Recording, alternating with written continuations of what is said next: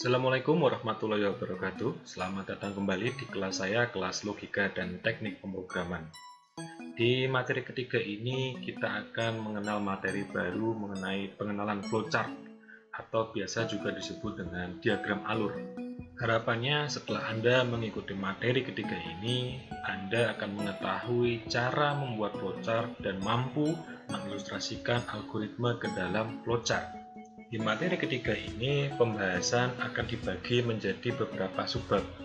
Pertama, kita akan mengenal mengenai definisi flowchart, berikutnya sejarah digunakannya flowchart, lalu jenis-jenis flowchart, keempat, simbol-simbol flowchart, kelima, contoh-contoh flowchart, dan terakhir, kelebihan dan kekurangan dari flowchart. Baiklah, marilah kita mulai pembahasan pertama kita mengenai definisi flowchart. Flowchart sendiri dapat didefinisikan sebagai diagram yang menunjukkan alur dari suatu proses.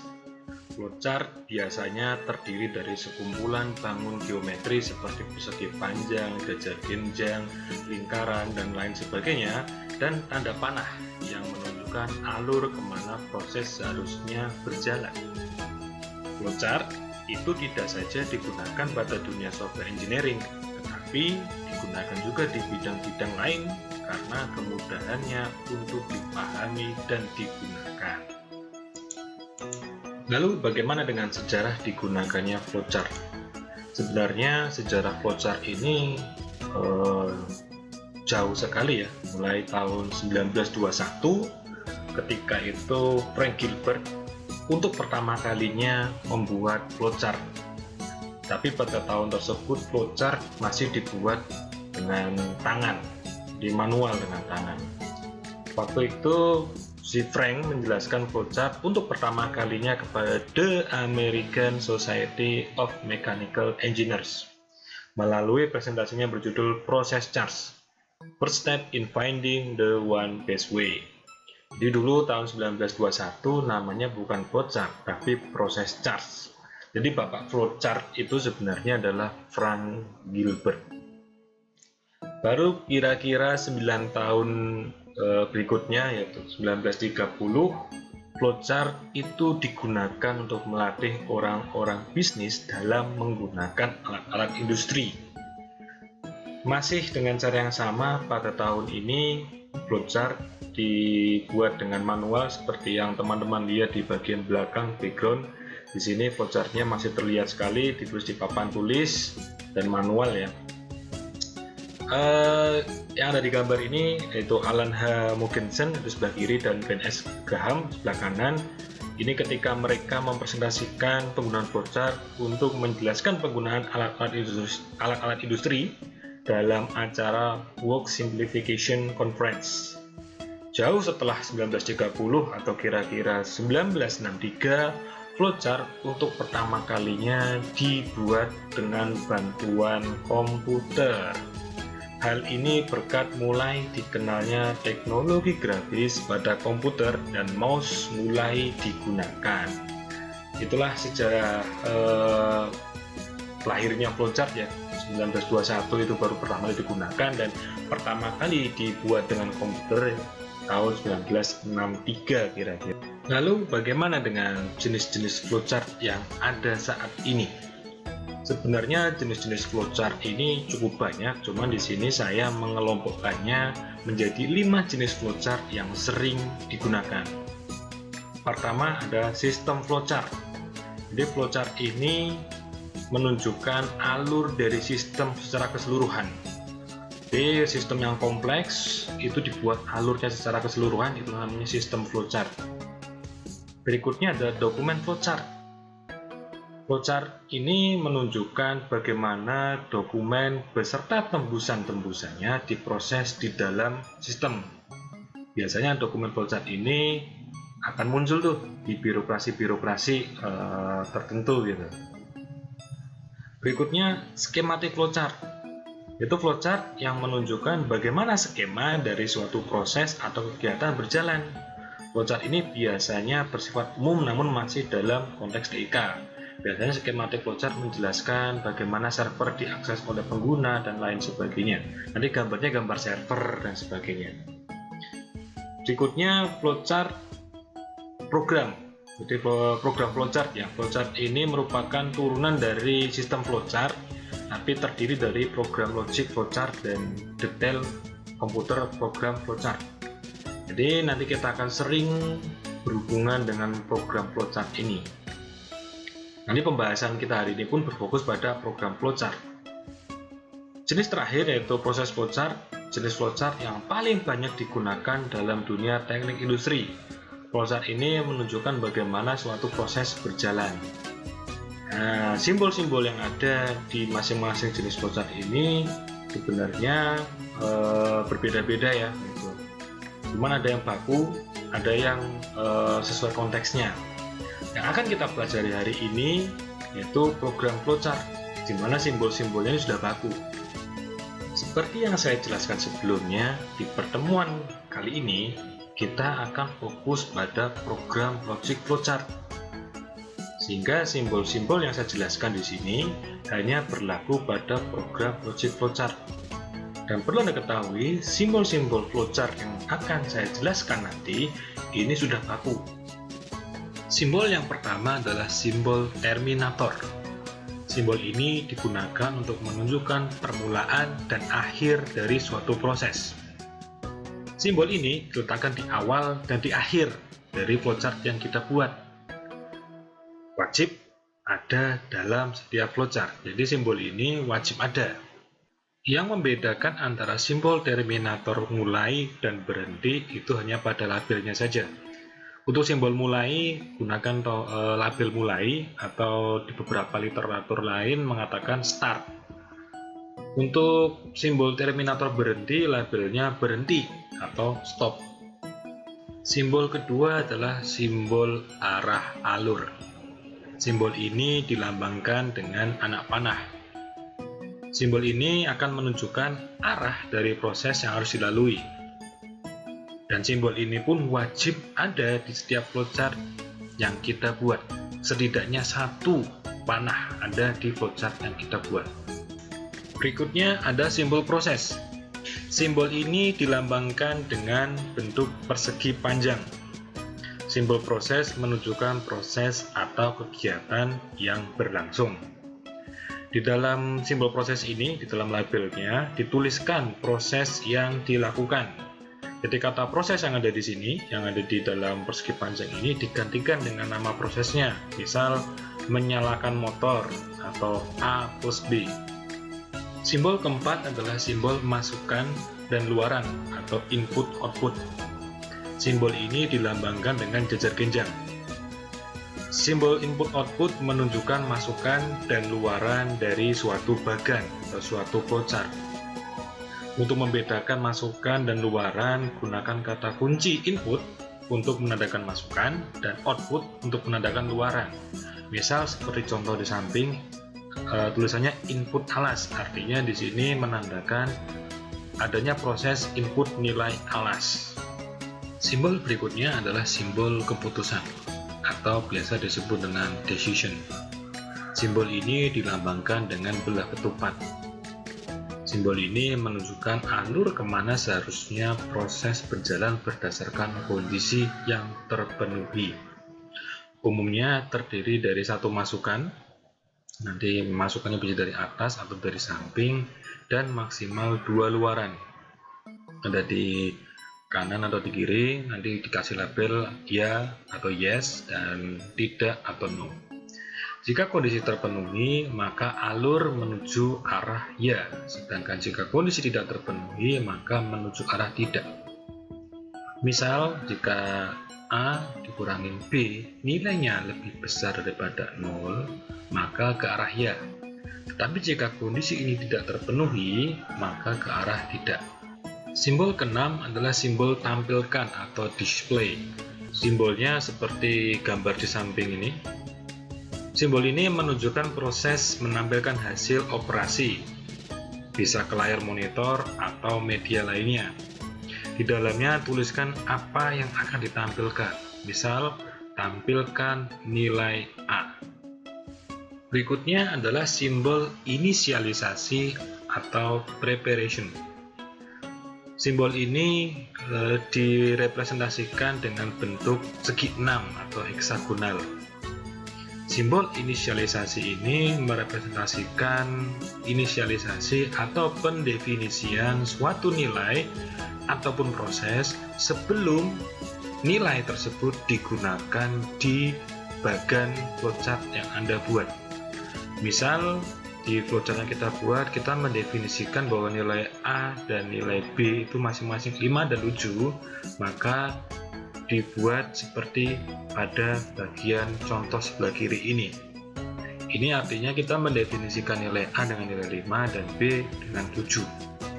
Berikutnya adalah simbol proses yang telah didefinisikan, atau dalam istilah aslinya adalah predefined process. Simbol ini digambarkan dengan persegi panjang di dalam persegi panjang yang lain. Simbol ini menunjukkan atau untuk memanggil proses lain yang sebelumnya sudah pernah dibuat. Misal seperti ini, seperti contoh di samping. Di sini artinya saya memanggil proses pemutlakan nilai, di mana proses pemutlakan nilai ini sudah saya buat sebelumnya, sudah saya buat flowchart sebelumnya. Jadi di sini saya tinggal memanggil saja nama proses yang sudah saya buat sebelumnya. Kalau dalam konteks pemrograman, simbol ini sebenarnya melambangkan fungsi, function, atau prosedur. Tuliskan nama prosedur yang telah didefinisikan sebelumnya di dalam persegi panjang bagian dalam, seperti contoh di samping ini. Berikutnya adalah simbol penghubung. Simbol ini disimbolkan dengan lingkaran kecil yang memiliki label di dalamnya. Misal seperti ini ada label A dan ini juga ada label A. Simbol ini menghubungkan dua proses dalam satu halaman yang sama. Hal ini mungkin saja karena proses terpotong karena halaman tidak cukup besar dan mau dilanjutkan di halaman yang sama. Analoginya mirip seperti portal yang berada pada satu halaman. Dua simbol penghubung yang memiliki label yang sama artinya keduanya saling berhubungan. Misal seperti ini, labelnya sama-sama A, berarti simbol yang sebelah kiri itu berhubungan di sebelah kanan.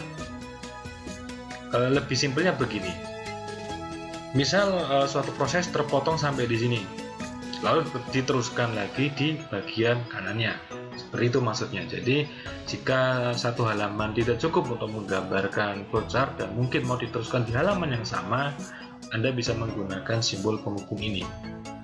Serupa dengan simbol penghubung yang dijelaskan di slide sebelumnya, simbol penghubung antar halaman memiliki cara kerja yang sama dengan simbol penghubung satu halaman. Hanya saja simbol ini menghubungkan dua proses yang berada pada halaman berbeda. Itulah tadi simbol-simbol baku yang ada pada program Logic Flowchart. Untuk memudahkan pemahaman Anda, di sini saya juga hadirkan beberapa contoh flowchart yang mengimplementasikan simbol-simbol yang kita kenal tadi.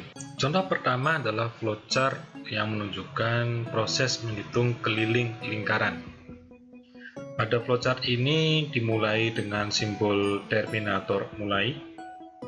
Setelah itu menuju ke bagian berikutnya, yaitu inisialisasi nilai. Di sini kita menginisialisasi nilai pi, yaitu 22/7. Berikutnya proses menuju ke input R. Artinya di sini kita meminta inputan untuk nilai R atau jari-jari.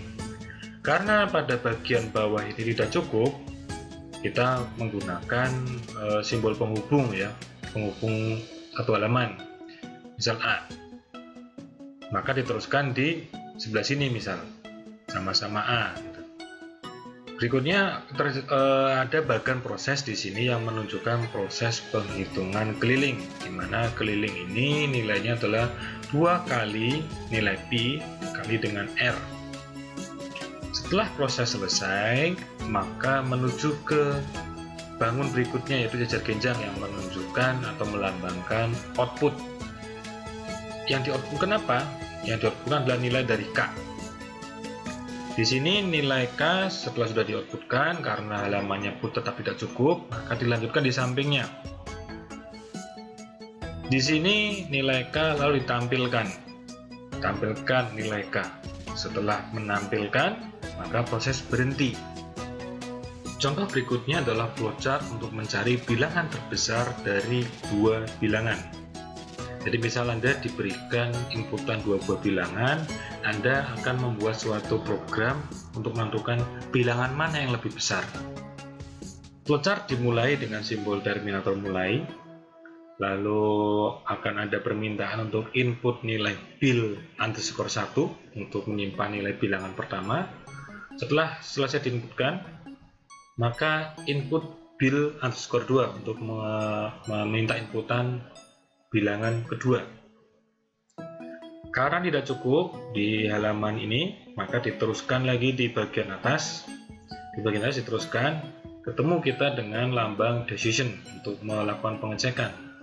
Jika bil 1 itu nilainya lebih besar daripada bil 2, maka menuju ke ya, di mana ya ini merupakan konektor untuk beda halaman. Kita kasih label Z. Tetapi jika nilai bil 1 itu tidak lebih besar daripada bil 2, artinya kondisi tidak terpenuhi, maka ke arah tidak. Sampai di sini akan dicek lagi. Jika nilai bilangan 2 itu ternyata lebih besar daripada bilangan 1, maka menuju ke konektor Y. Tetapi jika ini pun tidak terpenuhi, maka ke konektor X. Kemanakah konektor X, Y, Z ini menuju? Ya, ke sini. Jadi jika nilainya Z, ya ini berarti jika nilai bil 1 lebih besar daripada bil 2, maka menuju Z, di mana Z adalah perintah terbesar adalah bilangan 1. Jadi ini menampilkan pesan terbesar adalah bilangan 1. Tetapi jika nilai bilangan 2 ternyata lebih besar daripada bilangan 1, maka menuju ke konektor Y, di mana konektor Y akan memunculkan pesan terbesar adalah bilangan 2. Tetapi jika kedua kondisi ini pun tidak terpenuhi, maka menuju ke arah satu-satunya pilihan, yaitu konektor X, di mana X adalah keduanya sama besar, artinya bilangan 1 dan bilangan 2 sama-sama besar. Ketiga jalur ini menuju ke tempat yang sama, yaitu berhenti. Itulah tadi contoh-contoh flowchart yang ada pada program logic flowchart. Lalu bagaimana dengan kelebihan dan kekurangan dari flowchart, khususnya untuk jenis program logic flowchart? Inilah kelebihan dan kekurangannya. Pertama, kelebihannya yaitu mudah untuk dipahami dan dikomunikasikan, karena pada dasarnya hanya menggunakan simbol-simbol grafis ya, jadi lebih mudah dipahami. Berikutnya itu sederhana dan mudah untuk dibuat. 3, dapat menunjukkan alur proses secara jelas. Akan tetapi, flowchart pun memiliki kekurangan, yaitu hanya dapat digunakan untuk mengilustrasikan proses yang sederhana. Jadi ketika flowchart untuk menggambarkan proses yang rumit, bisa, cuman akan terlihat sangat rumit. Kekurangan berikutnya adalah jika ada kesalahan pada sebagian alur, kemungkinan besar akan mengubah keseluruhan flowchart, terutama jika kesalahan itu pada bagian awal-awal flowchart. Maka banyak bagian yang harus Anda ubah. Itulah kelebihan dan kekurangan dari flowchart. Untuk hal-hal sederhana, flowchart akan dapat digunakan secara efektif dan efisien. Tetapi untuk kasus yang bersifat kompleks, nampaknya flowchart bukan sebagai solusi yang terbaik. Itulah tadi seluruh pembahasan untuk materi kita yang ketiga. Terakhir, saatnya kuis. Soal yang pertama, Anda diposisikan sebagai seorang programmer dan Anda ditugaskan untuk membuat suatu program sederhana yang dapat mengonversi nilai ujian mahasiswa menjadi nilai huruf dengan aturan sebagai berikut. Jika nilai ujian mahasiswa lebih besar atau sama dengan 90, maka nilai hurufnya menjadi nilai A. Jika nilai ujian lebih besar atau sama dengan 70, tetapi lebih kecil dari 90, maka menjadi nilai B. Dan jika nilai ujian lebih besar atau sama dengan 50, tetapi lebih kecil dari 70, nilai hurufnya menjadi nilai C. Selain itu, sisanya menjadi nilai D. Sebelum membuat programnya, Anda akan membuat flowchart-nya terlebih dahulu. Bagaimanakah flowchart dari program Anda? Soal nomor 2. Anda seorang mahasiswa. Ceritanya Anda dimintai tolong untuk membuat aturan sederhana tentang tata cara penerapan protokol kesehatan bagi setiap mahasiswa yang akan memasuki gedung utama Universitas Amikom Purwokerto. Aturannya sebagai berikut. Proses dilakukan secara bertahap. Ingat, secara bertahap, jadi satu persatu prosesnya, tidak bisa langsung. Mahasiswa yang memasuki gedung utama harus memiliki suhu di bawah 37 derajat Celcius. Indra penciuman tidak terganggu, memakai masker, dan sudah mencuci tangan. Jika ada satu saja dari syarat tersebut yang tidak terpenuhi, maka mahasiswa disuruh pulang. Agar mudah dipahami, Anda membuat aturan tersebut ke dalam bentuk flowchart. Bagaimanakah bentuk flowchart-nya? Clue-nya, proses pengecekan dilakukan secara bertahap. Jadi decision-nya nanti ada yang pertama dicek dulu suhunya, lalu berikutnya dicek penciumannya, lalu apakah dia memakai masker atau tidak, lalu dicek lagi apakah dia mencuci tangan. Jika satu saja tidak terpenuhi, maka dia disuruh pulang. Baik, itulah tadi seluruh pembahasan kita pada materi ketiga ini.